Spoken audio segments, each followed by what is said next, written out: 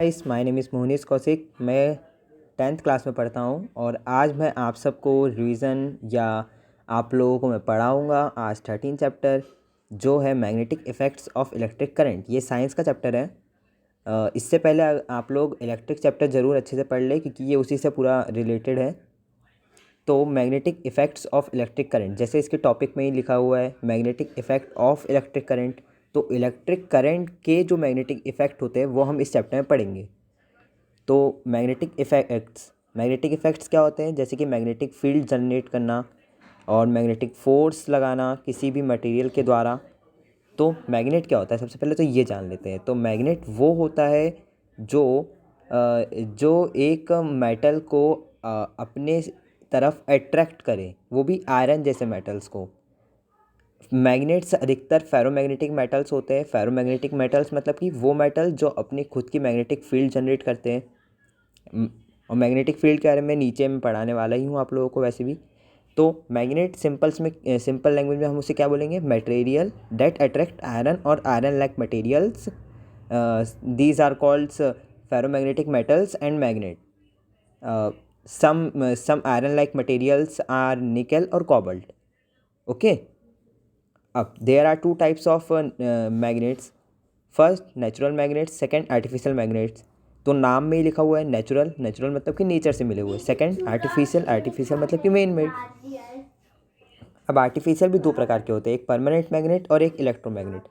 Permanent magnet जो पहले से ही मैग्नेट हो, मतलब जिसे एकदम परमानेंट बना दिया गया हो, जिसको इलेक्ट्रिसिटी या कोई दूसरे मीडियम की ज़रूरत नहीं हो मैग्नेटिक फील्ड जनरेट करने के लिए, वो हो जाते हैं permanent artificial magnets. And second electromagnet वो जो इलेक्ट्रिक जनरेट करके प्रोड्यूस करती है एक मैग्नेटिक फील्ड, उसको कहते हैं इलेक्ट्रोमैग्नेट। तो ये दोनों ही आर्टिफिशियल मैग्नेट्स हैं और हम इस चैप्टर में इलेक्ट्रोमैग्नेट्स को ही पढ़ने वाले हैं। वैसे इलेक्ट्रोमैग्नेट से जो बनने वाली चीज़ें हैं, जैसे कि डीसी मोटर जो सभी के घरों में होती है, जिससे हम अपने प्रोजेक्ट बनाते हैं छोटे छोटे से। हाँ वही। तो ये सब चीज़ें तो सभी ने देखी हुई है। तो वैसे तो ये रिड्यूस हो गया है, तो मैं शायद इसमें नहीं पढ़ाऊँगा और मैंने नोट्स भी नहीं बनाए उसके, तो शायद नहीं पढ़ाऊँ। ठीक है, चलो बातें छोड़ो और दूसरी चीज़ पढ़ते हैं।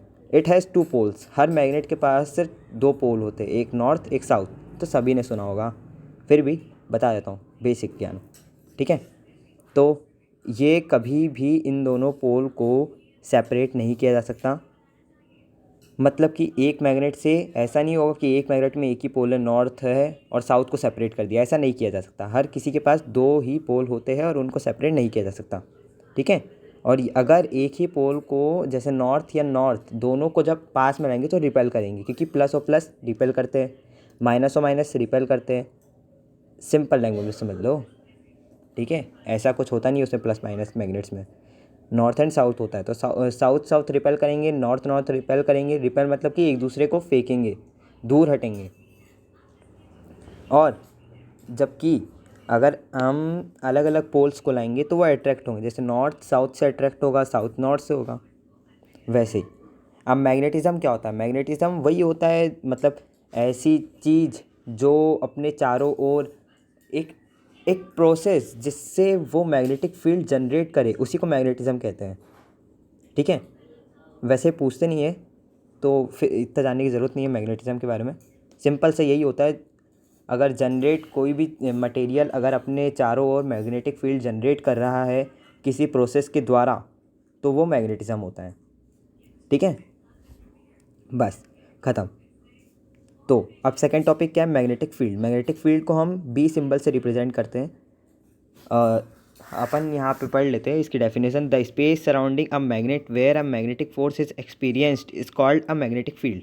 मतलब कि जो आजू बाजू की जगह रहती है कंडक्टर के या उस मटेरियल के जो अपनी मैग्नेटिक फील्ड जनरेट कर रहा है, वही उसकी मैग्नेटिक फील्ड होती है। मैग्नेटिक फील्ड मतलब कि उसकी जगह जहाँ पे उसका फोर्स एक्सपीरियंस किया जा सकता है।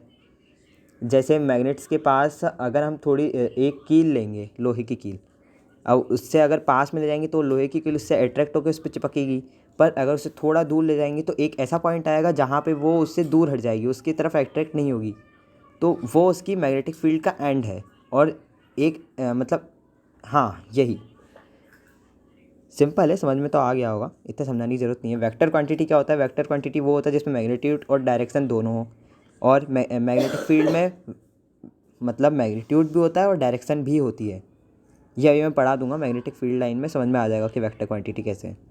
हाँ, अब मैग्नेटिक फील्ड की एसआई यूनिट क्या होती है? एसआई यूनिट मतलब कि इंटरनेशनल यूनिट, ठीक है। तो टेस्ला है उसकी इंटरनेशनल यूनिट, एसआई यूनिट। और सीजीएस यूनिट क्या है? गॉस, ठीक है। सीजीएस का फुल फॉर्म होता है सेंटीमीटर ग्राम सेकंड। अब मैग्नेटिक फील्ड क्या, फील्ड लाइंस क्या होती है? तो ये देखो, कोई ऐसी लाइन वाइन बनी नहीं रहती है किसी मैग्नेट के आजू बाजू, वो सिर्फ इमेजिनरी है, मतलब हाइपोथेटिकल है। ये रिप्रेजेंट करने के लिए कि मैग्नेटिक फील्ड कैसे काम करता है या मैग्नेटिक फील्ड क्या होती है, इसे रिप्रेजेंट करने के लिए मैग्नेटिक फील्ड लाइंस को बनाया गया है, हाइपोथेटिकल, इमेजिनरी। तो जब एक एक एक एग्जांपल कर लेते हैं। वैसे मेरे पास अभी मैं आपको लोग को करके नहीं दिखा सकता हूँ, पर आप लोग घर पे करके देख लीजिएगा। एक कागज़ रखिएगा या एक कटोरी रखिएगा और उसमें मैग्नेट रख दीजिएगा। अब मैग्नेट आप लोग रखोगे तो उसके आजू बाजू जो आयरन फिलिंग्स रहती है, मतलब आयरन के छोटे छोटे टुकड़े नहीं रहते, जैसे कभी कभी अपन के लोहे लंगड़ के सामान में मिल जाता है जो अपन को, वो आयरन के फिलिंग्स उसके आजू बाजू डालिएगा। जब आप डालेंगे किसी बार मैग्नेट के आजू बाजू, सर्कल रिंग मैग्नेट नहीं, ना सिलेंड्रिकल मैग्नेट, बार मैग्नेट के आजू बाजू जब डालेंगे उसे, तो वो एक तरीके का पैटर्न बनाएगा, ये इस प्रकार का पैटर्न। डायग्राम थोड़ा अच्छा नहीं है, अगली बार वीडियो बनाऊंगा तो थोड़ा अच्छा डायग्राम दिखाऊंगा, अभी तो इसी से काम चलाओ। तो वो कुछ इस प्रकार का फील्ड लाइंस बनाते हैं। मतलब ये देखिए, इधर से ये ऐसा, ये बार मैग्नेट है, ये वाला बार मैग्नेट है, तो ये इस प्रकार के ऐसे फील्ड लाइंस बनाते हैं, ठीक है।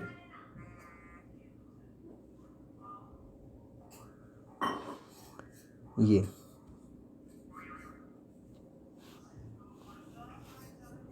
इस प्रकार के फील्ड लाइंस होते हैं। तो बस ये हाइपोथेटिकल लाइंस हैं। तो मतलब ये डायरेक्शन बता रहा है। जैसे कंपास को अब अगर किसी बार मैग्नेट के पास रख दे तो वो कौन सी डायरेक्शन बताएगा? वो बताएगा, अगर नॉर्थ के पास रखेंगे तो वो दिखाएगा ऐसी सीधी डायरेक्शन, ये ऐसी सीधी डायरेक्शन बताएगा वो ऐसी, अगर नॉर्थ के पास रखेंगे तो, क्योंकि साउथ इधर रहेगा इसके नॉर्थ के। हाँ, तो आप लोग करके देख लीजिएगा, अच्छे से पता चल जाएगा उसमें। ये देखिए, और इसकी प्रॉपर्टीज़ भी रहती है, जैसे मैं अभी आपको पढ़ाता हूँ इसकी प्रॉपर्टीज़ ये रहती है कि जो ओरिजिन रहता है इन मैग्नेटिक फील्ड लाइंस का, वो रहता है नॉर्थ पोल से, जिसे हम लोग नॉर्थ सीकिंग भी कहते हैं। हाँ, और जो इनका एंड पॉइंट होता है वो साउथ पे होता है, साउथ पोल पे, जिसे हम साउथ सीकिंग भी कहते हैं।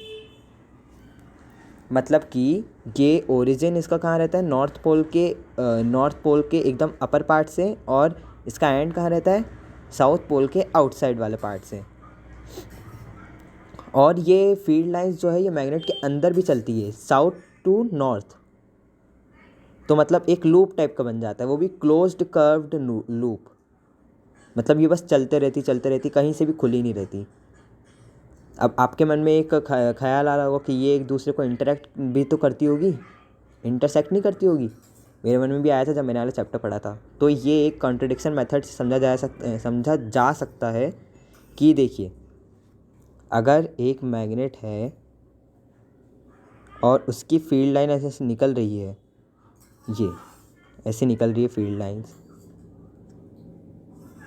अब इसमें एक ऐसी फील्ड लाइन आई जो इसे इंटरसेक्ट करके इस पॉइंट पे निकल गई। ये जो पॉइंट है, ये वाला जो पॉइंट है, इधर पे इंटरसेक्ट कर दिया दो फील्ड लाइन ने, मैग्नेटिक फील्ड लाइन ने।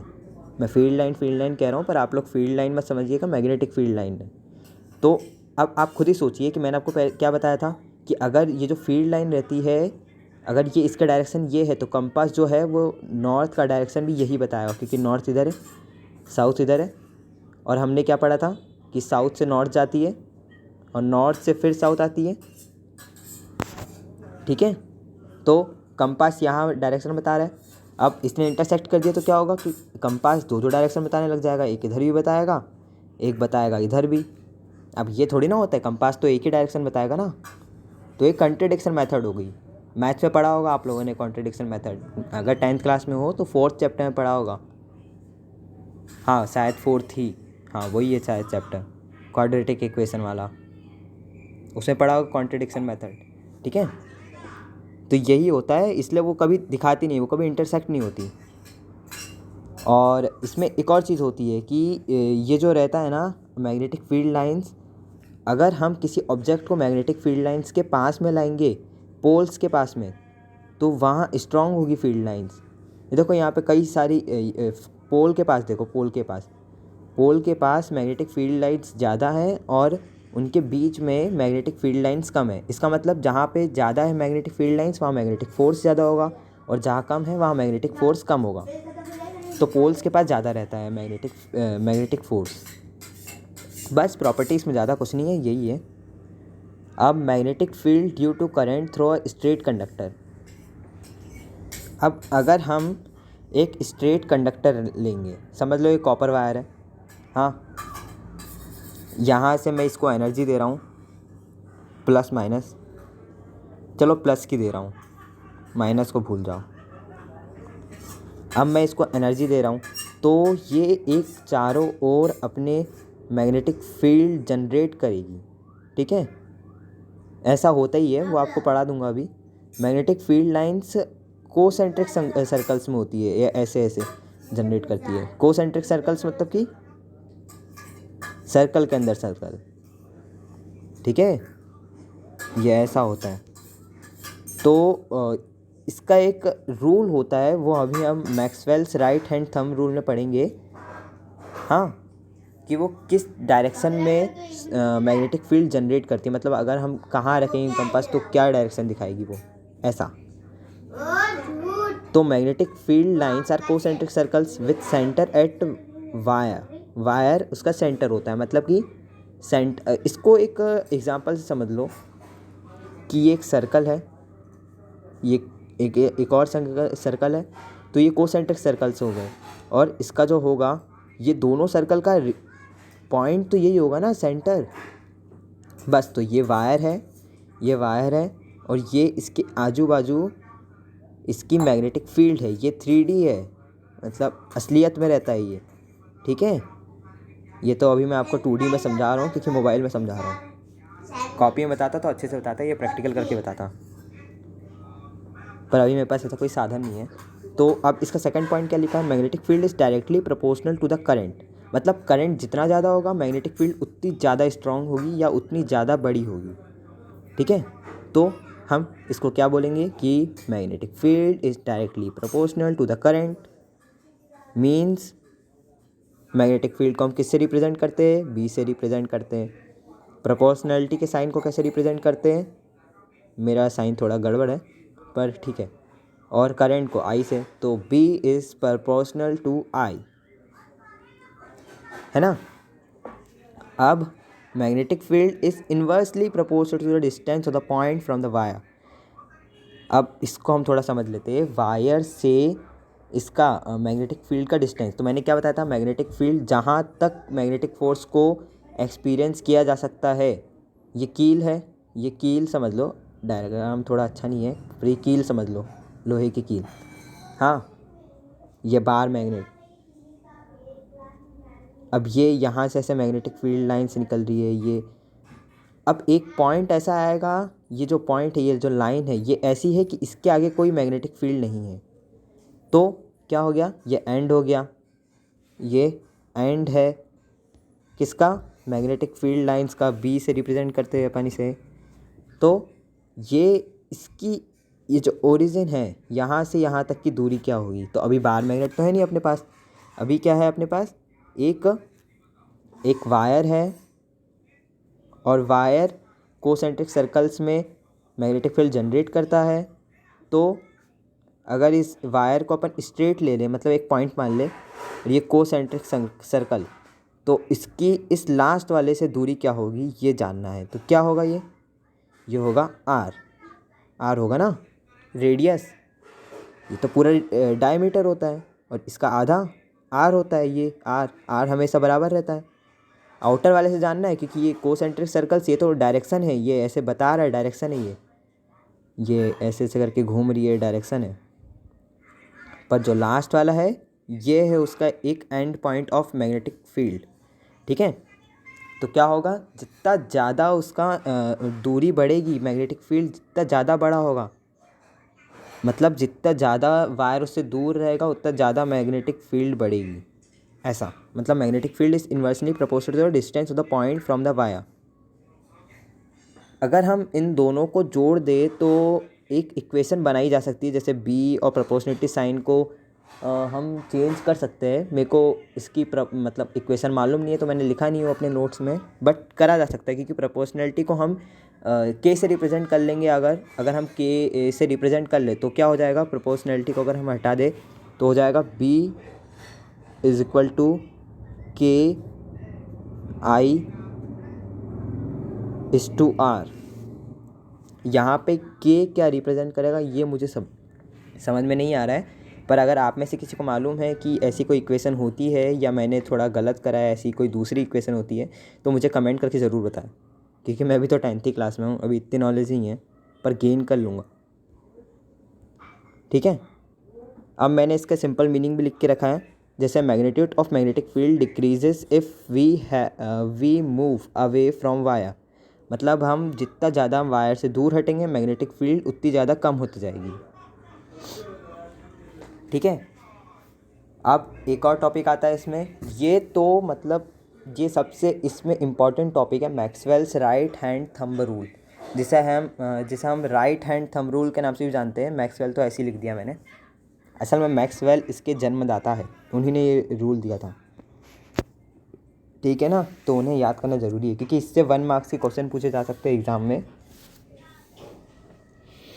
तो ये रूल कहता है कि अगर हम वायर को मतलब उनने पता करा था कि वायर अगर स्ट्रेट है तो अगर समझो वायर मतलब अगर वायर की डायरेक्शन ये है, करंट फ्लो करने की डायरेक्शन, मतलब हम जानते हैं कि प्लस से माइनस की तरफ जाता है। वैसे तो माइनस से प्लस की ओर आता है, क्योंकि इलेक्ट्रॉन्स माइनस से प्लस की ओर आते हैं, प्लस चार्ज में जाते हैं, नेगेटिव टू पॉजिटिव। पर क्योंकि डिप्लोमेटिक फॉर्म में प्लस से माइनस लिखा है तो हम वही पढ़ेंगे। ठीक है, तो यहाँ से इसका ओरिजिन है करंट का, यहाँ पे एंड है, तो ये किस डायरेक्शन में इसका मैग्नेटिक फील्ड लाइंस जनरेट होगी। ठीक है, तो यही रूल जो है ये मैक्सवेल ने निकाला था, मैक्सवेल दद्दू ने, या जो भी बोलना चाहो, इन महाशय ने निकाल दिया और हमको पढ़ना पड़ रहा है। बहुत नाइंसाफ़ी है, हमको खुद निकालना था। चलो ठीक है, निकाल लेंगे, जब साइंटिस्ट बनूंगा तब सब निकालूंगा। It states that if you hold current carrying straight wire in the grip of your right hand in such a way that stretched thumb points in direction of current, then blah blah blah blah। इतना कौन पढ़ेगा। अगर हम wire को अपने अंगूठे से पकड़ें, अपने हाथ से पकड़ेंगे और अंगूठे को करंट के डायरेक्शन में रखेंगे और उसको स्ट्रेच करेंगे, मतलब खींचेंगे, तो हमारी उंगली चार उंगली जो है वो जिस डायरेक्शन में रहेगी वो ये शो करेगा कि हमारा जो मैग्नेटिक फील्ड लाइंस है या जो मैग्नेटिक फील्ड है वो किस डायरेक्शन में है। जैसे समझो ये रहा इलेक्ट्रिक करंट, ये मेरा अंगूठा, ये हाथ थोड़ा ख़राब बन गया, तो ये जो चार उंगली ऐसी रहती है ना, ये 1 2 3 और ये 4, ये जो चार उंगली है ये करंट का फ्लो है, फ्लो ऑफ करंट, और ये चार उंगली जो है वो रिप्रेजेंट कर रही है direction of magnetic field. Okay, that's the point. यही तो है इतना ही तो लिख कर आना एग्ज़ाम में। बस इसका वाइस वर्सा, अगर करंट ऐसे फ्लो कर रहा है तो हमारा अंगूठा इधर समझ लो, ये चार उंगली, नहीं गलत बना दिया, अंगूठा तो इधर बनेगा, चार उंगली ऐसी, ये एक उंगली, दूसरी, तीसरी, चौथी, मतलब करंट का फ्लो ऐसा है तो डायरेक्शन ऑफ मैग्नेटिक फील्ड क्या होगी, ये होगी, मतलब ऐसे ऐसे घूमेगी, ये मतलब ऐसे, ये यहाँ मिटा के बनाता हूँ वापस। मिट जा मिट जा। ये ऐसे, अगर डायरेक्शन ये है तो इसमें मैग्नेटिक फील्ड लाइंस ऐसे घूमेगी। ठीक हो गया। बाकी इसे मैंने अपने पीडीएफ में और लिख के रखा है, जैसे force on current carrying conductor placed in magnetic field. ये रिड्यूस हो गया था वैसे तो हमारे सिलेबस से, पर मैंने लिख के रखा है, तो आप लोग अगर पढ़ना चाहे तो पढ़ सकते हैं। और इसका लास्ट टॉपिक जो है वो हैंस क्रिश्चियन ऑर्स्टेड, जिनने मैग्नेटिक फील्ड स्ट्रेंथ की खोज करी थी, या इलेक्ट्रोमैग्नेटिज्म की भी खोज करी थी।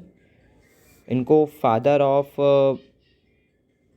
इलेक्ट्रोमैग्नेट्स, हाँ शायद वही फादर ऑफ इलेक्ट्रोमैग्नेट्स कहा जाता है।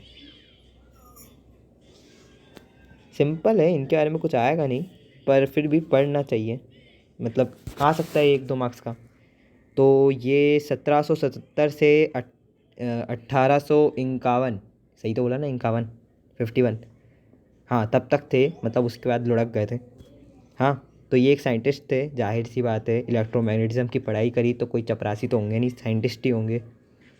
ये 19th सेंचुरी के साइंटिस्ट थे, और इन्होंने एक्सीडेंटली डिस्कवर करा था 1820 में कि जो करंट है वो मैग्नेटिक फील्ड जनरेट करता है। अब मैंने इनके बारे में थोड़ा सा पढ़ा था, हमारी बुक में भी दिया था 10th क्लास की, कि एक बार वो जब काम कर रहे थे तब कंपास नीडल उनके हाथ में थी, और एक कंडक्टर से, कॉपर वायर कंडक्टर है इलेक्ट्रिसिटी का, तो उससे करंट पास हो रहा था, और वो कंपास नीडल जब उन गलती से उसके पास लेके गए तो वो हिलने लग गई, वो डिस्ट्रैक्ट हो गई।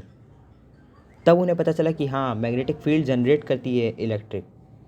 तब से उनने खोज चालू करी, और फिर उन्हें फादर ऑफ इलेक्ट्रोमैग्नेटिज्म कहा गया। उनके ऑनर में जो यूनिट है मैग्नेटिक फील्ड स्ट्रेंथ की, वो रखी गई ऑर्स्टेड। ठीक है, so the chapter is complete. Bye bye दोस्तों, फिर मिलेंगे अगली वीडियो में। तब तक बाय बाय, अलविदा, खुदा हाफिज़, टाटा।